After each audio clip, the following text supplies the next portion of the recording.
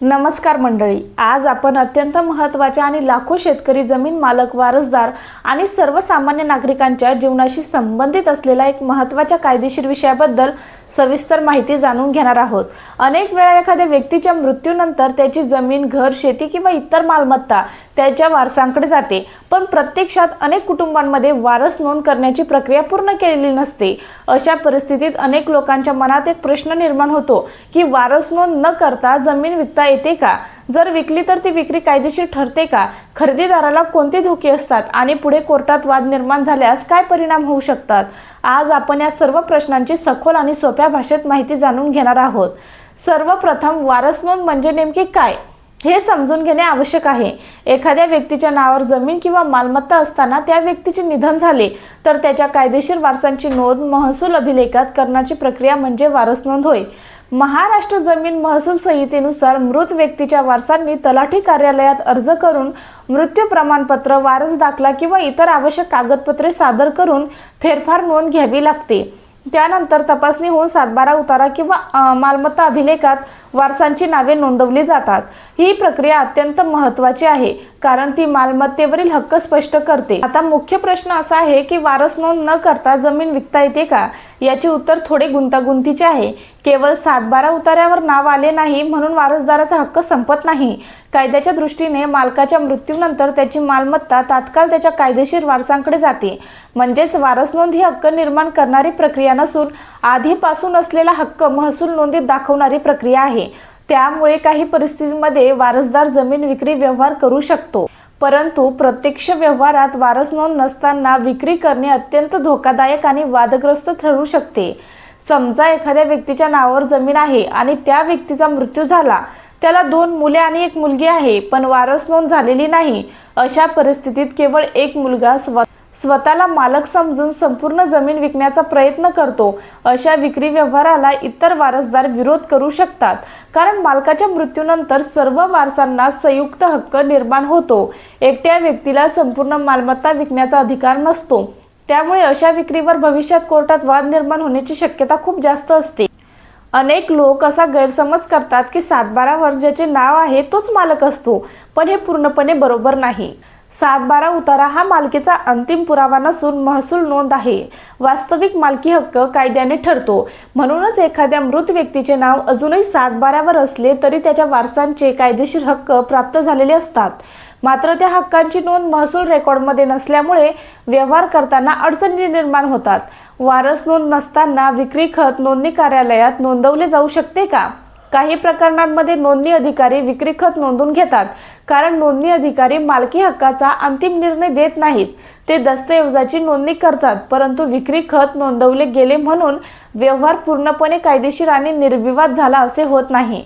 भविष्यात इतर वारसदार कोर्टात जाऊन त्या विक्रीला आव्हान देऊ शकतात। समजा 4 वारसदार आहेत आणि त्यापैकी एका व्यक्तीने संपूर्ण जमीन विकली। अशा परिस्थितीत त्या व्यक्तीच्या स्वतःच्या हिस्स्यापुरती विक्री काही प्रमाणात वैध मानली जाऊ शकते, परंतु इतर वारसदारांच्या हिस्स्यावर त्याचा अधिकार नसतो। त्यामुळे खरेदीदाराला पुढे वाटणी दावा, मालकी हक्क दावा किंवा विक्री रद्द करण्याचा दावा अशा विविध कायदेशीर अडचणींना सामोरे जाऊ लागू शकते। वारस नोंद नसताना जमीन खरेदी करणाऱ्या व्यक्तीसाठी धोका अधिक असतो, कारण त्याला भविष्यात इतर वारसदारांकडून नोटीस मिळू शकते। अनेक वेळा खरेदीदाराने लाखो रुपये देऊन जमीन घेतलेली असते, पण काही वर्षानंतर अचानक एखादा वारसदार समोर येतो आणि आपल्या हक्काचा दावा करतो। अशा वेळी खरेदीदाराला दीर्घकाळ कोर्टात खटले लढावे लागू शकतात। त्यामुळे कोणताही जमीन खरेदी करण्यापूर्वी वारस नोंद, फेरफार नोंदी, जुने दस्तऐवज, मृत्यू प्रमाणपत्र, वारस प्रमाणपत्र आणि इतर कागदपत्रांची तपासणी करणे अत्यंत आवश्यक असते।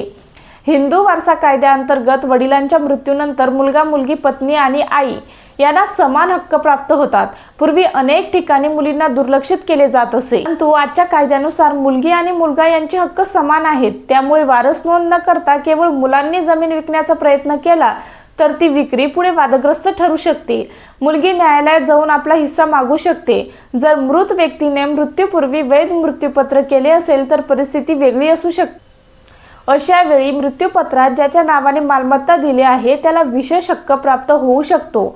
मात्र मृत्यूपत्र खरे आहे का, वैध आहे का, दबावाखाली केले आहे का याबाबत देखील वाद निर्माण होऊ शकतात। त्यामुळे मृत्यूपत्र असले तरी आवश्यक कायदेशीर प्रक्रिया पूर्ण करणे गरजेचे असते। अनेक वेळा लोकांना वाटते की वारस नोंद करण्यासाठी खूप वेळ लागतो। प्रत्यक्षात आवश्यक कागदपत्रे उपलब्ध असल्यास वारस नोंद प्रक्रिया तुलनेने सोपी असते। मृत्यू प्रमाणपत्र, अर्ज, वारसांची माहिती आणि आवश्यक पुरावे सादर केल्यानंतर तलाठी फेरफार नोंदी घेतो। त्यानंतर मंडळ अधिकारी तपासणी करून आदेश देतात। एकदा वारस नोंद पूर्ण झाली की व्यवहार अधिक सुरक्षित होतो।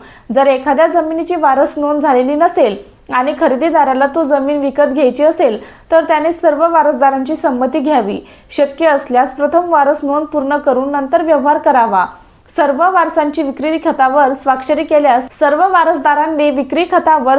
केल्यास भविष्यातील वादांचा धोका मोठ्या प्रमाणात कमी होतो। कोर्टाने अनेक निर्णयांमध्ये स्पष्ट केले आहे की महसूल नोंदी या मालकी हक्क निर्माण करत नाहीत, त्या फक्त महसूल प्रशासनासाठी असतात। परंतु व्यावहारिक दृष्टिकोनातून महसूल नोंदी अत्यंत महत्त्वाच्या असतात, कारण त्या मालमत्तेचा इतिहास आणि प्रत्यक्ष ताबा याबाबत प्राथमिक माहिती देतात। त्यामुळे वारस नोंद नसलेली जमीन खरेदी करताना अतिरिक्त दक्षता घेणे आवश्यक असते। काही वेळा वारस नोंद मुद्दाम केली जात नाही, कारण कुटुंबातील सदस्यांमध्ये मतभेद असतात। काही वेळा एखादा वारसदार परदेशात असतो, काही वेळा मुलांची नावे टाळण्याचा प्रयत्न केला जातो। परंतु अशा पद्धतीने वारस नोंद टाळल्याने भविष्यात मोठे कायदेशीर प्रश्न निर्माण होतात। जमीन विक्री अडकते, बँक कर्ज मिळत नाही, विकास परवानग्या मिळत नाहीत आणि कोर्टात खटले सुरू होतात।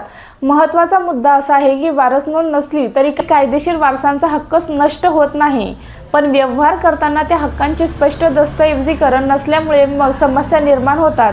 म्हणूनच कायदेशीरदृष्ट्या सुरक्षित व्यवहारासाठी प्रथम वारस नोंद, नंतर फेरफार मंजुरी, त्यानंतर विक्री व्यवहार करणे सर्वात योग्य मार्ग मानला जातो। जर वारस नोंद न करता विक्री झाली असेल तर काय करावे? अशा परिस्थितीत इतर वारसांनी संबंधित दस्तऐवजाची तपासणी करावी। आवश्यक असल्यास महसूल अधिकाऱ्यांकडे हरकत द्यावी। विक्रीमुळे हक्क बाधित होत असल्यास दिवाणी न्यायालयात दावा दाखल करावा। परिस्थितीनुसार विक्री रद्द करण्याचा दावा, वाटणी दावा, घोषणा दावा किंवा कायम मनाई आदेशासाठी अर्ज तयार करता येऊ शकतो। खरेदीदारांनी देखील सावध राहणे आवश्यक आहे। केवळ विक्रेत्यांच्या शब्दांवर विश्वास ठेवून व्यवहार करू नये।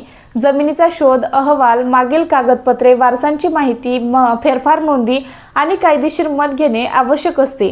अनेक वेळा थोडीशी निष्काळजीपणा भविष्यात लाखो रुपयांचे नुकसान करू शकतो। या संपूर्ण चर्चेचा निष्कर्ष असा आहे की वारस नोंद न करता जमीन विक्री करणे काही शक्य असले तरी ते अत्यंत धोकादायक आणि वादग्रस्त ठरू शकते। मृत व्यक्तीच्या मालमत्तेवर सर्व कायदेशीर वारसांचा हक्क असतो। वारस नोंद हा हक्क निर्माण करत नाही, पण तो महसूल अभिलेखात स्पष्टपणे नोंदवतो। त्यामुळे सुरक्षित, कायदेशीर आणि भविष्यात वादमुक्त व्यवहारासाठी प्रथम वारस नोंद पूर्ण करणे, सर्व वारसदारांची संमती घेणे आणि त्यानंतर जमीन विक्री करणे हा सर्वोत्तम मार्ग आहे।